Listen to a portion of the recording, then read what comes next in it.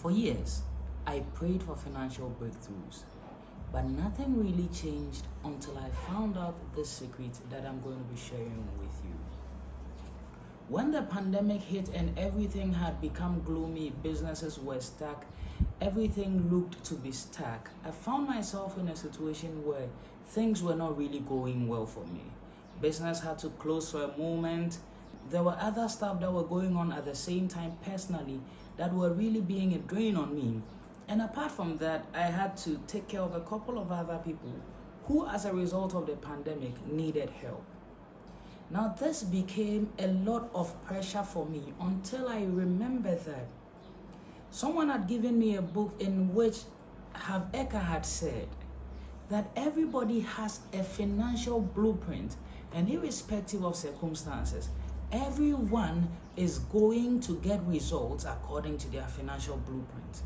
And that was a very important turning point and a very important remembering point for me, because it turned around my results for good. And at the end of this video, I'm going to show you a three-step blueprint to help you reprogram your subconscious mind to get you the kind of success that you want and so rightly deserve. One of the first things I found out in my study of Harv Eker's The Secrets of the Millionaire Mind, he speaks about mental programming, where he talks about the fact that thoughts lead to feelings, which lead to actions and then to results. But before thoughts is what is called programming. That is, mentally, we are programmed to get the kind of results we get. And that holds a lot of power for you listening to me, because then it means that even if you've been programmed to get the wrong results, you can work on your programming to get the right kind of results. How are we programmed? When we are young, between the ages of 0 and 7, we are in a state where we are very impressionable. That means that whatever is going on around us, we put it in because we are gathering data on how the world we find ourselves in works or operates. So whatever happens around you becomes the kind of data that you gather. So if you grew up in a home where scarcity was a norm, if you grew up in a home where you heard things like, is money found on trees? If you grew up in a home where you heard things like, rich people are evil, then even though as you grow, you want to get better results, these beliefs that have been programmed into your mind may stop you from getting where you want to get to. I know a friend who used to say that, I come from a poor background, and in our family, nobody has made it before. And for me, I don't think it's going to be possible. Now you realize that this is the kind of thinking you find a lot of people thinking because they think that they are victims.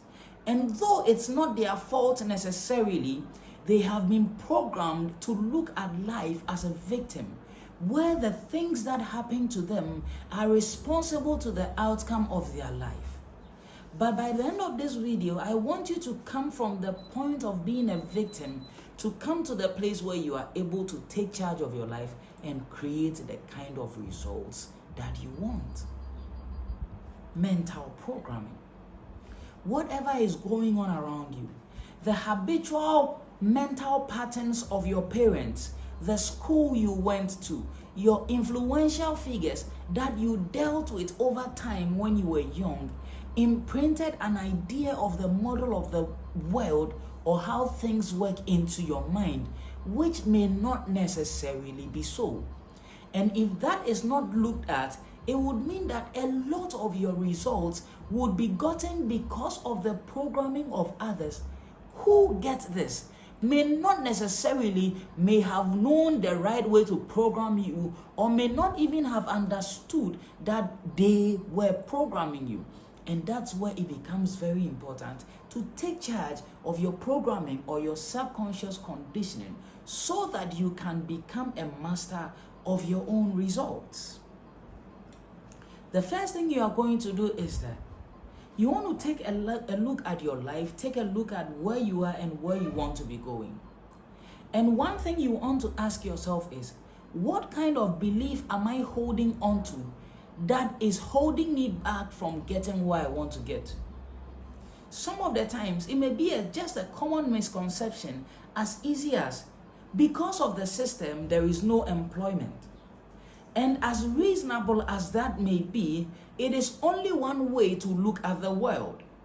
Because if there is no unemployment, then it simply means that on the flip side of it being no employment, then there is the opportunity for someone to bring employment. And if someone is able to provide employment in places where there is no employment, then they can be guaranteed that they can create a change. So instead of thinking about how to get employed, you now think about how to create a service that employs someone else so that you can get what you're looking for. So you've got to be able to take a look at what you are thinking about that may be holding you back. Someone says, I don't have any capital, and for that reason, I cannot be able to create any results when it comes to business. But that may be as a result of their programming, where they have thought that to have capital, one must begin with huge sums of money to go into business. That also may not necessarily be true, because with the right understanding, you understand that even if you don't have capital, that is not a problem, because not having capital is only a starting point, and you can begin to work on having capital. So you've got to identify a way you are thinking which is not helping you get where you want to go. And then you've got to ask yourself, is this necessarily true? I remember back then when I was overweight, I used to give myself the excuse that my metabolism was not working for me, and for that reason I couldn't lose weight. And I had excuses that I was working late, I was leaving the house early in the morning to get to work, returning very late, and that meant that I had to eat junk food and I couldn't exercise because I had to wake up and go to work early. But when I questioned myself about whether this was necessarily true, I realized that it wasn't. I realized that no matter how much work I had, I could spare 30 minutes of my time working on my own health, and that was a priority. If I wanted to live a life full of health, vitality, and vigor, then it was non-negotiable. Then and only then was I able to create a routine that allowed me to work and exercise to get where I want to get to. So when you take a look at the idea or the belief that you think is the reason for which you're not getting where you want to get to, you want to ask yourself whether it really is true. And this is where the statement, the truth will set you free, becomes very important, because most of us are used to lying to ourselves. So we will tell ourselves lies over and over and over to prevent ourselves from confronting the truth. But over here, it becomes very important to bombard yourself with the truth.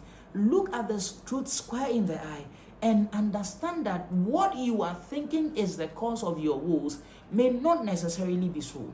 And if you can reframe that, you are on your way to taking back some of that power, which takes you from being a victim to a victor who creates their own circumstances. The third thing you want to do is that now you want to change the patterns of thought that have gone on in your head, which is your programming, which went on by repetition of over and over and over hearing the things that were not necessarily true, that were going to lead you in a direction that you don't want.